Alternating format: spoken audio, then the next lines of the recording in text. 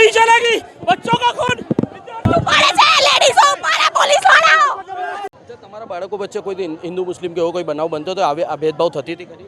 भेदभाव स्कूल वाला तरफ थी तो नहीं थई अत्यारे બાળકો તરફથી સ્ટુડન્ટો बाळको तरफथी बी अमे अमारा कोई छोकरा वच्चे हिंदू मुस्लिम थतुं ज नहोतुं क्यारे बी અત્યારે તો આ લોકો અત્યારે તો એ બધું કશું નથી એ તો તમારા છોકરાઓનામાં ક્યારેક હિન્દુ મુસ્લિમનું આવે છે કોઈ અત્યારે જે આને લઈને હિન્દુ મુસ્લિમનો એક રૂપ આપવામાં આવે છે એને વિશે એવા લોકોને શું મેસેજ આપવા માંગશો? એમાં એવું છે ને કે હિન્દુ હોય કે મુસ્લિમ હોય કંઈ ફરક નહીં પડતો ફરક એનથી પડે છે કે પેલો છોકરો ગયો એ છોકરો નહીં જવો જોઈએ અને મહિલાને લઈ જવામાં આવી રહ્યા છે देखो पुलिस की दादागिरी देखो पुलिस की दादागिरी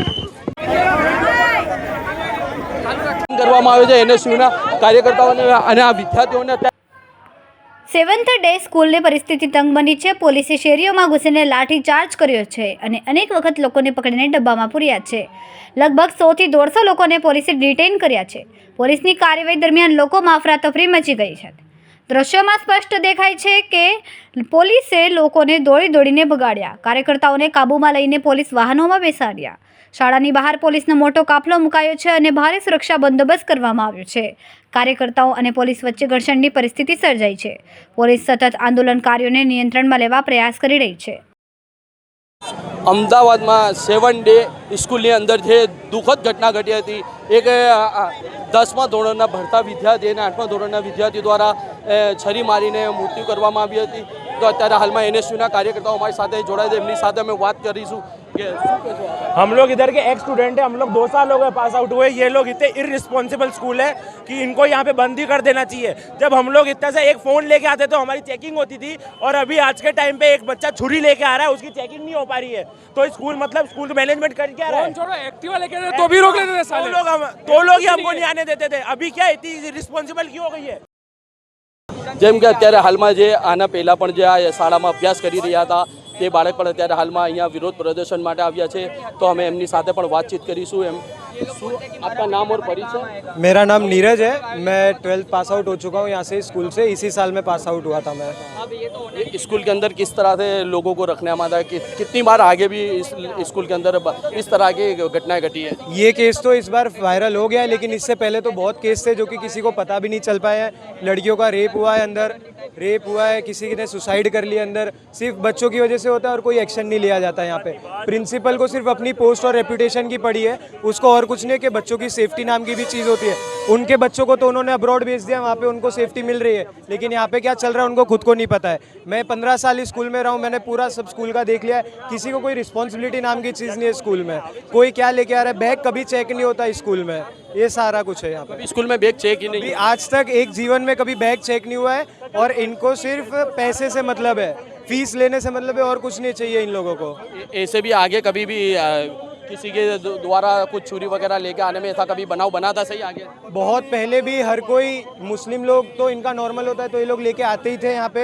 और ऐसा नहीं है, नॉर्मल जो पब्लिक होती है हर एक कास्ट की बात नहीं, यहाँ पे हर कोई लेके ही आता था यहाँ पे. यानी यहाँ कास्ट की कोई बात नहीं, हर कोई हथियार तो लेकर आता था. हाँ, कास्ट का इसमें होता था, लेकिन इसमें हिंदू और मुस्लिम की हर वक्त लड़ाई होती रहती थी. अगर तरह की हिंदू मुस्लिम की लड़ाई होती थी, हिंदू मुस्लिम कास्ट के पीछे के हम लोग ज्यादा सुपीरियर है, हम लोग ज्यादा सुपीरियर है. दोनों में ऐसी हरीफाई है कि वही चीज को लेकर कि हम ऊंचे तो लड़ते रहते थे ये लोग. इसमें प्रिंसिपल को आप फरियाद नहीं था? प्रिंसिपल को फरियाद करने का क्या फायदा है, वो प्रिंसिपल कभी सुनता नहीं है किसी की. प्रिंसिपल कभी सुनता ही नहीं था, वो बस बैठे रहते अपनी ऑफिस में. मेरे को एक बार एक मुसलमान लड़के ने मारा था, मेरे पापा भी गए थे कंप्लेंट करने, उन्होंने कोई एक्शन नहीं लिया था उस पर. मेरा यहाँ से सर फटा था तब उन्होंने कोई समय भी आपका सर फटा था? हाँ, लेकिन कोई एक्शन नहीं लिया गया था उस पर. मेरी फैमिली ने केस किया, लेकिन समय पे हुआ था. ये मेरा 3 साल हो गया.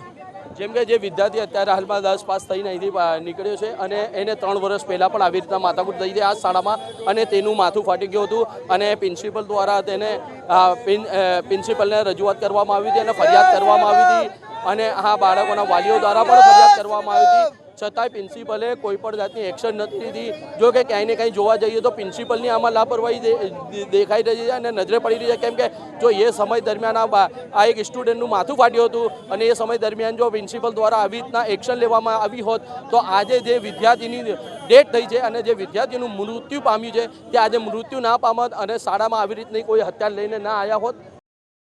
જો કે એક સિનિયર સિટીઝન આ વિસ્તારના એક સિનિયર સિટીઝન છે અને આવી ઘટના ઘટી તેને લઈને એક માણસ એ રીતે અત્યારે હાલમાં આવ્યા છે અને વિદ્યાર્થીઓને કશું ના થાય એટલે એમની ચિંતા વ્યક્ત કરીને અત્યારે હાલમાં અહીંયા આવ્યા છે. તો એમની સાથે અમે વાતચીત કરીશું. આ પરિસ્થિતિ આજે જોઈએ એમાં કોઈ વિદ્યાર્થીઓ કશું ખોટું કર્યું નથી. શાંતિથી બધા સૂત્ર કરીને ગેટ પાસે ગયા, ખાલી વિરોધ જ કર્યો છે. છતાં પણ પોલીસે એમની પર ધક્કા ધુક્કીને પાડી નાખીને વનમાં લઈ જાય એ યોગ્ય નથી. વિરોધ કરવા પણ નથી દેતા હવે. નથી, બિલકુલ શાંતિ વિરોધ હતો ને. આજ તો શાંતિથી છો, મારી સામે વિદ્યાર્થીઓ ગયા છે. એ ના થવું જોઈએ ને. વિરોધ તો કરવા જ દો તમે. લોકશાહી દેશ છે ને. લોકશાહી દેશમાં તો વિરોધ કરવાનો અધિકાર તમારો પણ વિરોધ જ નથી. આટલી મોટી દુર્ઘટના ઘટી તો વિરોધ તો કરશે. કરવો જ જોઈએ. અને આને વિરોધ કોણ કરી? જે બધા વિદ્યાર્થીઓ, આ શાળાના વિદ્યાર્થીઓને શાળાના જ વિદ્યાર્થીઓ, બીજા કોઈ નહોતા.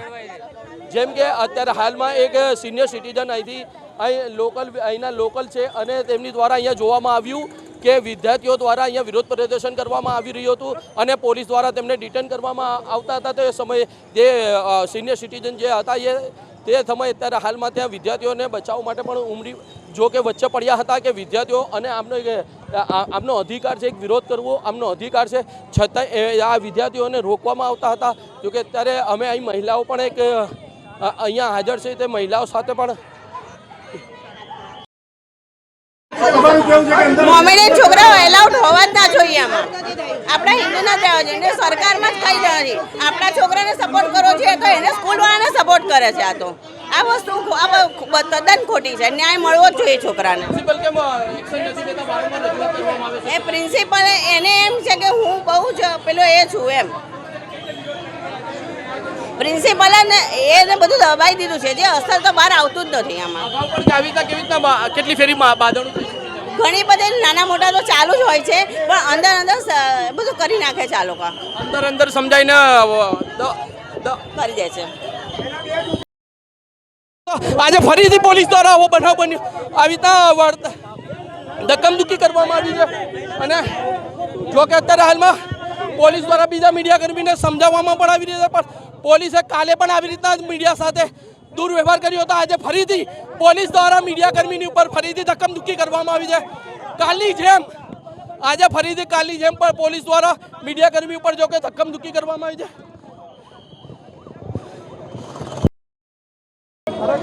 જો કે કાલે પણ આવી રીતના મીડિયા સાથે ધક્કમધુક્કી પોલીસ દ્વારા કરવામાં આવી હતી અને આજે ફરીથી દિવ્ય ભાસ્કરના એક રિપોર્ટર સાથે પણ અહીંયા પોલીસ દ્વારા અહીંયા હાલમાં ફરીથી ધક્કમધુક્કી કરવામાં આવી છે. જો કે આને તો કયા પોલીસ કર્મચારી દ્વારા તમારી સાથે ધક્કમધુક્કી કરવામાં આવી છે? કોઈ હતો જે વર્દી વગર હતો ને પોતે પોલીસ હોવાની ઓળખ આપતો હતો. એટલે એ પોલીસ વાળો હતો કે નતો એ પણ ડાઉટફુલ છે ને ભાઈ? હા, પોલીસની સાથે હતો કે નહીં એ બી ડાઉટ. કાલે પણ મીડિયાકર્મી સાથે આવી રીતે ધક્કમધુક્કી હા, ગઈકાલે બી થયું. ગઈકાલે બી આવો બનાવ બન્યો હતો. ગઈકાલે પણ આવી રીતના પોલીસ દ્વારા એક ધક્કમધુક્કી મીડિયાકર્મી સાથે કરવામાં આવી છે અને આજે ફરીથી મીડિયાકર્મી સાથે ધક્કમધુક્કી કરવા ક્યાંય ને ક્યાંય પોલીસ તેમની જે ફરજ છે જે ચૂકી રહી છે અને જે ટોળાને કંટ્રોલ કરવાની બજાય મીડિયાકર્મીની સાથે ધક્કમધુક્કી કરવામાં આવી રહી છે. પોલીસ ક્યાંય ને ક્યાંય પોતાનો ફરજ ચૂકવવાથી પોતાનો ફરજ નિભાવવાથી ચૂકી રહી છે.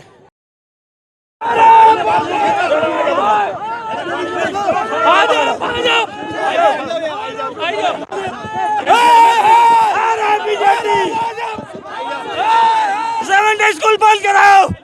हिंदू के लड़के का मर्डर हुआ है, मुसलमान के लड़के ने मर्डर किया. ऐसा पहले सही नहीं चलेगा. તંત્ર ભ્રષ્ટ છે, સ્કૂલ ભ્રષ્ટ છે. કોઈને કોઈની પડી નથી. છાત્રો બેફામ લુખાતા તો જેવું વર્તાવ કરે છે લોકો ઉપર. એક છાત્રો જીવ જતો રહ્યો. આ સરકાર શું કરે છે? આટલા વર્ષોથી સત્તામાં છે, 27 વર્ષ થઈ ગયા સરકારને સત્તામાં, હજુ સુધી કશું કરે નથી. એને કોઈ પાડ નથી પાડ્યો. આ સ્કૂલ સત્તાધારી પક્ષ કરવામાં આવે છે. NSUના કાર્યકર્તાઓને અને આ વિદ્યાર્થીઓને અત્યારે હાલમાં ડિટેન કરવામાં આવી રહ્યા છે. જો કે તાળું અને જે રીતે એ બાળકનું અહીંયા મૃત્યુ થાય પણ આ સંસ્થા ના એને બાળકને હોસ્પિટલ લઈ જાય એ સંસ્થાની ઘોર બેદરકારી છે. તાત્કાલિક આ સંસ્થા ઉપર ફરિયાદ દાખલ થવી જોઈએ. પહેલા આરોપીમાં સંસ્થા હોવી જોઈએ. પહેલા આરોપીમાં સંસ્થા હોવી જોઈએ અને તાત્કાલિક આને મેક્સિમમ પનિશમેન્ટ થાય અને સંસ્થા તાત્કાલિક બંધ થાય તેવી અમે શિક્ષણ વિભાગ સાથે માંગણી કરીએ છીએ. જેમ કે નામ અને પરિચય? વિધિ ગોંડલિયા છે, 12th સ્ટેન્ડર્ડમાંથી હું ભણું છું અત્યારે. કઈ શાળામાં ભણતા હતા અહીંયા? અહીંયા 7 ડેઝમાં જ ભણતી હતી. હા, શું બનાવ બન્યો તે સમય તમે અહીંયા હાજર હતા? અમે સ્કૂલમાં હતા, સ્કૂલમાં ભણવાનું કરતા હતા. એ દાડે અમે લેટ હતા તો અમે લેટ સ્કૂલે ગયા હતા. અમે લેટ સ્કૂલે ગઈને નોર્મલ ક્લાસીસ ચાલુ થયા ને ઉપરથી ક્લાસીસમાંથી ખબર પડે છે અમને કે આવું બધું થયું છે. કોઈ છોકરોને સ્ટેબિંગ કરીને દે છે તો પણ અમને અને સ્કૂલમાં મેનેજમેન્ટે કંઈ એક્શન નહીં લીધું. તો અહીંયા છોકરાની લાશ એમને પડી હતી અડધો કલાક સુધી અને એના પેરેન્ટ્સના સામે પેરેન્ટ્સ આવ્યા. એના પેરેન્ટ્સનો અને નયનનો ફ્રેન્ડ આવ્યો અને નયનના ફ્રેન્ડ અને નયનની મમ્મીએ પછીથી એને રિક્ષામાં બેસાડીને લઈ ગયા હોસ્પિટલમાં મળવા આવ્યા પ્રિન્સિપલ સરને એના મેમ લોકો. આગળ આ ખબર પડી મને. આવી રીતે આ શાળામાં કેટલી ફેરી અગાઉ પણ આવી રીતના મારામારીનો બનાવ બન્યો છે? મારામારી એમને ચાલતી જ હોય છે અહીંયા. 7 ડેઝ રેગ્યુલર હોતા હે વો. અહીંયા બહુ રેગ્યુલર થાય છે એ બધું. અહીંયા બસ સ્ટેન્ડ પાસે બહુ બધું થાય છે. એટલે શાળામાં થાય છે કે શાળાની બહાર? શાળાના અંદર બી થાય છે. શાળાના અંદર થાય છે ને સ્ટુડન્ટ્સ લોકો મારામારી કરે છે. ટીચર્સ લોકો એ લોકોને અલગ કરવાનોથી હવે બીવે છે ટીચર્સ લોકો. સ્ટુડન્ટ લોકો મારામારી કરે હિન્દુ કમ્યુનિટીના કે મુસ્લિમ કમ્યુનિટી? દોનો કરતે. એટલે બંને કરે છે બંને? હા બંને. તો અહીંયા તો ક્યાંય ને ક્યાંય હિન્દુ અને છોકરાને મુસ્લિમ દ્વારા મારવામાં આવ્યું એવા પણ આક્ષેપો થોડા એવા અને બાળકોને નાના બાળકો છે તેને ધર્મ વિશે પણ કહેવામાં આવી રહ્યું કે મુસ્લિમ દ્વારા મારવામાં. દેખો મુસ્લિમ એવું છે અમે અહીંયા સ્કૂલમાં કોઈ બી ધર્મ ન હોય નોનવેજ લાવવું નહીં જોઈએ. નોનવેજ લાવે છે લોકો અને બધા નોનવેજ લાવે છે તો તેના વિશે પ્રિન્સિપલ કોઈ રોકટોક નથી કરતા અને ફરિયાદ કરવામાં